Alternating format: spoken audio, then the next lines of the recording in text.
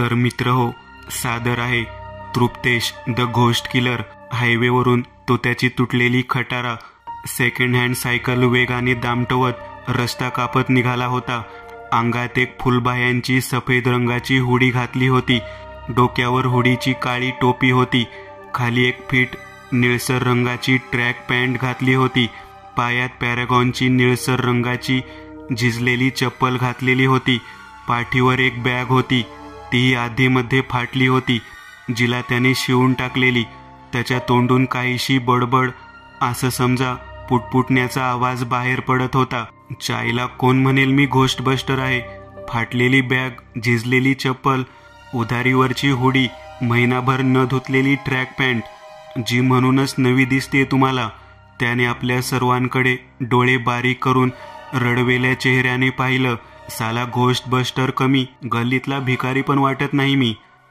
तो पण माझ्यापेक्षा जास्त कमवत असेल. अचानक त्याच्या सायकलची चेन पडली. खटखट आवाज झाला. झाली पनवती लागली मागे. आज जर उशिरा भूताला पकडलं तर म्हातारा त्याच्या कवळीच्या जागी माझे दात बसवेल. त्याने सायकल थांबवली, उचलून तिला रस्त्या बाजूला फेकली. रस्त्याने वेगाने धावायला सुरुवात केली. धावता धावताच तृप्तेशने हळूच डोळे मिटले. बंद डोळ्यानाड काळ्या पडद्यांवर लाल रंगाचा धूसर प्रकाश पसरला.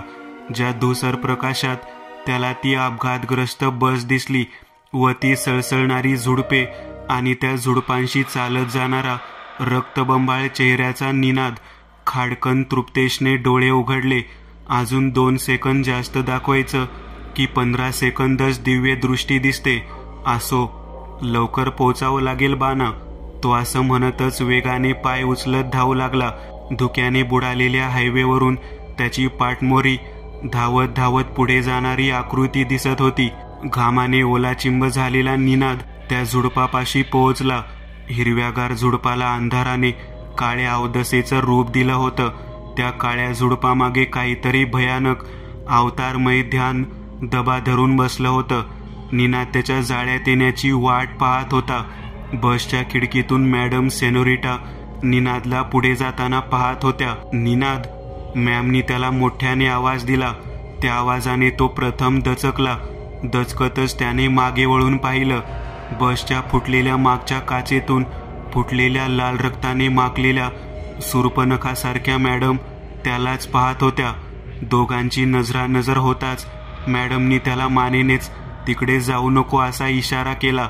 नीनाच्या मनाला धोक्याची जाणीव होत होती. शेवटी त्याने पावले मागे घेतली. 2 पावले टाकली ना टाकली तोच झुडपातून एक राखाडी रंगाचा प्रेताळ आकार हवेतून नीनाच्या दिशेने झेपावला. विचित्र आवाजात त्याने गर्जना केली. त्याच्या तोंडातले तपकिरी दात दिसले. नीनाची पावले जागीच गोठली गेली.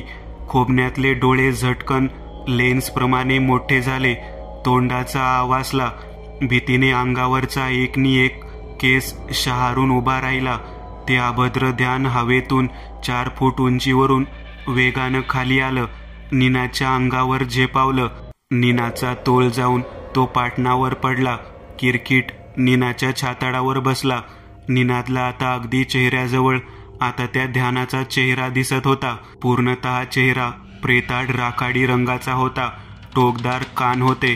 त्या कानांच्यात वर 2 सोनेरी रंगाच्या वाळ्या होत्या. डोक्यावर टक्कल होतं. डोळ्यांतली लालसर बुबळ अंधारात चकाकत होती. नाकांच्या जागी फक्त 2 होल होते. किरकिटने आपलं डोकं खाली झुकवलं. घाबरलेल्या भेदरलेल्या निनादच्या देहातून भीतीचा वास नाकातून घेऊ लागला. किरकिटने हाताचा एक पंजा वर आणला. हाताच्या पंजाला तपकिरी रंगाची धारधार पौलादी नख होतं. ती नख पाहताच निनादची हवा गुल झाली. नाही नाही, निनाद जीवाच्या आकांताने ओरडला. त्या हैवानाचं नख्यांचा हात त्याने वेगाने खाली आणला. कोणत्याही क्षणी निनादचं शरीर कलेवर होणार होतं. तोच वातावरणात एक धाड असा आवाज झाला. त्या आवाजासहितच किरकिटचं मस्तक कलिंगड फुटावं तसं लहान लहान तुकडे होत फुटलं. त्याचे डोळे, आतडे कोतड्या, मेंदू, नसा, चकाकतं रक्त निनादच्या अंगावर अभिषेक होत सांडलं. बिनमस्तकाचा किरकिट नीनाच्या बाजूलाच खाली कोसळला.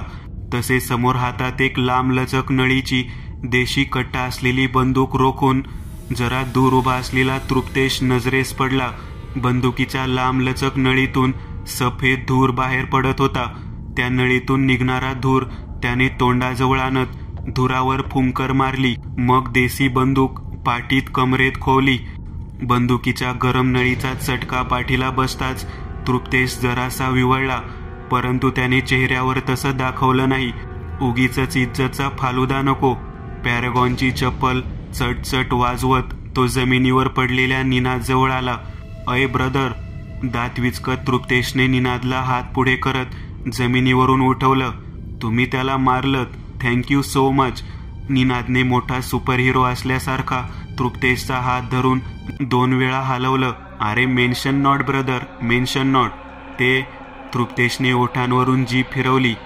2000 रुपये झाले आपल्या कामाचे. तृप्तेश कसं तरीच निर्लज्जासारखं हसला. ओ अच्छा, म्हणजे तुम्ही पैसे घेऊन या अशा भूतखेत प्राण्यांना मारता तर, निनाद म्हणाला. त्याच्या मागून मॅडम बाकी मुलं मुलीही आली. खरं तर तृप्तेशचं काम हे फ्री होतं, पण भूत मारायचे पैसे त्याला फार कमी मिळायचे. त्याचा म्हातारा मालक सर्व क्रेडिट घेऊन ह्याला ठेंगा द्यायचा.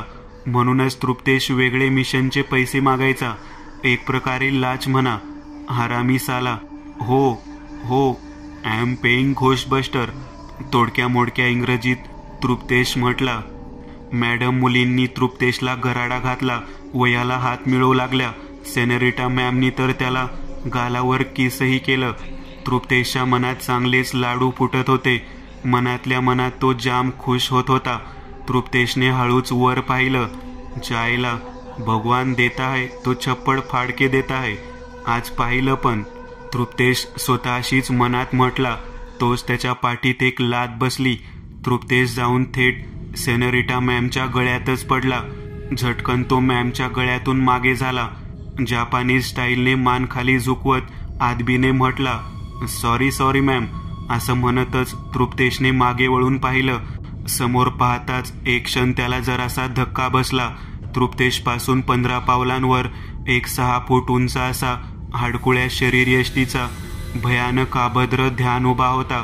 अंगात एक काळ्या रंगाचा पायघोळ जगा होता. डोक्यावर टक्कल पडलेलं होतं. फिकट लालसर कातडीचं डोकं होतं. त्या लाल कातडीतून त्याच्या डोक्यातला मेंदू लहान मोठा होत धडधडताना स्पष्ट दिसत होता. डोक्यावर वटवृक्षाच्या फांद्याप्रमाणे लाल नसा उठून वर आलेल्या दिसत होत्या. डोळ्यांतील ती निळसर कचकड्याची बुभळ रागाने तृप्तेशला खाऊ की गिळू ह्या नजरेने पाहत होती. त्याच्या एका हातात एक 3 फूट लांबीचा टोकदार करसर असलेला हाडापासून बनलेला भाला धरला होता. तृप्तेशने एक नजर आपण मारलेल्या त्या हैवानावर टाकली. बाजूलाच हायवेवर त्या बिनधडाच्या सैतानाचं निर्जीव प्रेत पडलं होतं. हा तर मेला, मग तू कोण रे? तृप्तेशने न घाबरता विचारलं. तू ज्या किरकिटाला मारलंस त्याचा भाऊ खुर्शा. खुर्शा आपले डोळे वटारून तृप्तेशला भीती दाखवत म्हटला. परंतु तृप्तेश काही कच्चा खिलाडी नव्हता. गेली 2.5 वर्ष तो घोस्टबस्टर सेवेत होता. भूताखेतांचा सामना कसा निडर उघड्या छातीने करायचं हे त्याला ठाऊक होतं. तशी ट्रेनिंग मिळाली होती खासच. ए खुर्शा ब्रदर, जास्त डोळे वटारून पाहू नकोस, नाहीतर बायकांचं काजळ भरीन त्यात. खुर्शाने आपले तपकिरी रंगाचे दात एकमेकांवर घासत आपल्या भाळ्याचा हात त्याने मागे नेला. त्याची ती निळसर कचकड्याची नजर समोर उभ्या तृप्तेशवर फिट झाली होती. हात पटकन मागे नेत त्याने तीव्र वेगाने भाला हातून सोडला. सुई असा आवाज करत हवेला सटसट कापत भाला तृप्तेशच्या दिशेने निघाला. तोच तृप्तेशने घाईघाईने उजव्या बाजूला उडी घेतली, परंतु भाला वेगाने आला होता. त्या भाल्याला तृप्तेशची बॅग अडकली गेली. भाल्याच्या पात्याने फाटून त्यातलं सर्व सामान अस्ताव्यस्तपणे अवतीभोवती विखुरलं गेलं. जमिनीवर सेफ ड्राईव्ह पोझिशनने उभा राहत तृप्तेशने फाटलेल्या बॅग आणि विखुरलेल्या सामानाकडे पाहिलं. माझी डोरेमॉनची पिशवी फाडली. तृप्तेशने डोळे वटारून जरा रागातच खुर्शाकडे पाहिलं. हे खुर्शा, तुझ्या तर. तृप्तेशने थांबून बाजूला मॅम मुलींकडे पाहिलं. साल्या लेडीज लोक इथं आहे म्हणून शिव्या देत नाही. तसं तुला शिव्या द्यायला हव्यात हरामखोर, पण लेडीज लोक आहेत म्हणून आखडलो. पण तू माझी बाई फाडली, प्रिय डोरेमॉनची पिशवी फाडली. आता तुलाही त्या पिशवीसारखं फाडतो तुझ्या तर. तृप्तेश गर्जना करत खुर्शाच्या दिशेने धावत निघाला. एक हात जरासा मागे नेत त्याने खुर्शाच्या थोबाडात पंचमुखी पंच लगावली. फट आवाज झाला. पंचने खुर्शाचा चेहरा जरासा डावीकडे झुकला. तृप्तेशच्या चेहऱ्यावर विजयी हसू उमटलं. त्याला वाटलं खुर्शाला लागलं, परंतु नाही. त्या हैवानाची कातडी अशी काही मजबूत होती की या मानवी वाराने तिला इजा पोहोचवणं शक्य नव्हतं. त्यासाठी दैवी अमानवीय शस्त्र हवं होतं. खुर्शाने डाव्या बाजूला झुकवलेलं तोंड सरळ केलं. शून्य नजरेने त्याच्याकडे पाहिलं. ती नजर पाहून तृप्तेशची हवा लीक झाली. अय ब्रदर, कसा आहेस? बॉडी शॉडी मस्त आहे रे तुझी. सॉरी हां, मी मारलं ना. चुकी झाली रे, माफ कर मला. चल येऊ मी. तृप्तेश गरकन वळला. तोच खुर्शाने त्याच्या पाठीवर हात ठेवला. एवढी पण काय घाई आहे रे, जरा हात तर साफ करू दे. खुर्शाने असं म्हणतच एका हातानेच तृप्तेशला वर उचललं, वेगाने पुढे फेकलं. तो जाऊन थेट बसच्या पत्र्यावर आदळला. तृप्तेशने ओठांना हात लावला. ओठ फुटले होते, त्यातून लालसर रक्त बाहेर येत होतं. खुर्शाने जागेवरून एक अमानवीय जंप घेतली. हवेतून 5 फूट उंच उडत तो थेट तृप्तेश जवळ आला. खाली पडलेल्या तृप्तेशला त्याने पुन्हा वर उचललं. तृप्तेशच्या मागे 1 फूट अंतरावर बसचा पत्रा होता. त्या पत्र्यावर तृप्तेशची पाठ 5-6 वेळा धप धप आवाज करत तृप्तेशला कपडे धुवावं तसं त्याची पाठ दुपटली. त्याची नवीन हुडी त्या वारांनी मागून फुटून त्यांच्या चिंध्या झाल्या. अरे बस कर ना ब्रदर, कपडे फाडले, आता काय मला पण फाडतो का? खुर्शाने आपली भयंकर आसुरी निळसर कचकड्याची नजर तृप्तेशवर रोखली. जबड्यातले टोचकुले पिशाची दात दाखवत क्रोधाने उच्चारला, माझ्या भावाला मारलंस ना, आता तुझी बारी. खुर्शाने आपल्या हाताचा एक पंजा वर आणला. त्या काळ्याशार फेगड्या कातडीच्या हातांना धारधार अमानवीय नख होती. तीच नख त्याने तृप्तेशच्या छाताडावर ठेवली. हळूहळू ती आत घुसवली. चामडी फाडून नख मांसात रुतली. रक्त लटालटा बाहेर पडू लागलं. तृप्तेश वेदनेने ओरडू विवळू लागला. बाजूला उभी सेनोरिटा मॅम निनाद मुलं मुली घाबरून हे सर्व पाहत होती. कुणाची तृप्तेशी मदत करायची हिम्मत होत नव्हती. तुझं काळीज काढून खाणार. खुर्शा जबड्यातील काळीशार जीभ ओठांवर फिरवत म्हटला, काळीज माझं. तृप्तेशने दात ओठांत चावले. वेदनेला कसं तरी थांबवलं. तेवढ्या वेळेत तृप्तेशचा संताप क्रोध उफाळून वर आला होता. तोच तृप्तेशने आपल्या दोन्ही हातांची हालचाल केली. हातांची बोट अंगठे खुर्शाच्या डोळ्यात घुसवली. तृप्तेशचा संताप गर्जनेतून बाहेर पडला. त्यासहितच हाताची बोट चिबिकासा आवाज करत आत गेली.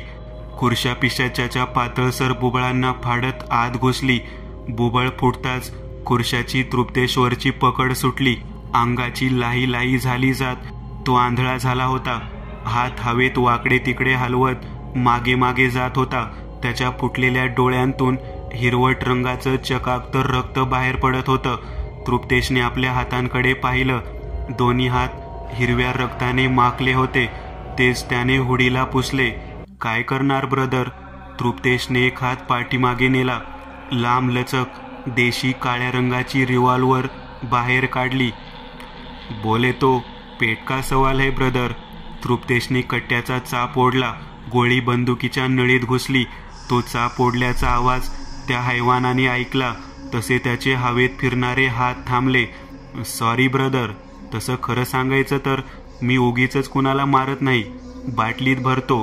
पण तुझ्यासारखी सैतानी बापाची निर्लज्ज पैदाइश असली की कधी कधी माझाही नाईलाज होतो. तृप्तेशने एक डोळा बंद करून रिव्हॉल्वरचा खटका ओढला. धाड. त्या स्मशान शांततेत गोळीचा आवाज दूर दूर जात घुमला. बंदुकीच्या नळीतून सफेद धूर उडवत गोळी बाहेर पडली. वेगानं खुर्शाच्या मस्तकाचा वेध घेत आत घुसली. पुन्हा तेच घडलं. खुर्शाचं मस्तकही कलिंगडासारखं फुटलं. धड फुटताच आतून हिरवट खुनाचा झरा बाहेर पडला. चारही दिशेना चमचमत उडाला. खुर्च्या आणि किरकिट दोघांचा अंत झाला होता. तृप्तेशने जरासं नैराश्यजनक नजरेने स्वतःकडे पाहिलं. होडी फाटली, ट्रॅक पॅन्ट पण फाडली, बॅग पण फाडली. आधीच भिकारी होतो, आता कंगाल झालो. तृप्तेश स्वतःशीच पुटपुटत होता. सेनोरिटा मॅम, निनाद, मुलं मुली सर्वांनी तृप्तेशचे आभार मानले. परंतु पैसे घ्यायचं तृप्तेश काही विसरला नाही. शेवटी पोटापाण्याचा प्रश्न होता. सेनोरिटा मॅम, निनाद सर्वांच्या फोनला ती दोन्ही हैवान मरताच रेंज आली होती. तोच त्यांनी पोलीस आणि ॲम्ब्युलन्सवाल्यांना कॉल केला. काही वेळातच ते घटनास्थळावर पोहोचणार होते. तोपर्यंत तृप्तेशने तिथून सर्व सामान उचलून काढता पाय घेतला. त्याला स्वतःची उपस्थिती तेथे ठेवणं धोक्याचं होतं. शेवटी तो एक घोस्ट बस्टर, घोस्ट किलर होता. तसे सर्वांना हाय बाय करून तृप्तेश द घोस्ट किलर निघून गेला दुसऱ्या मिशनच्या शोधासाठी.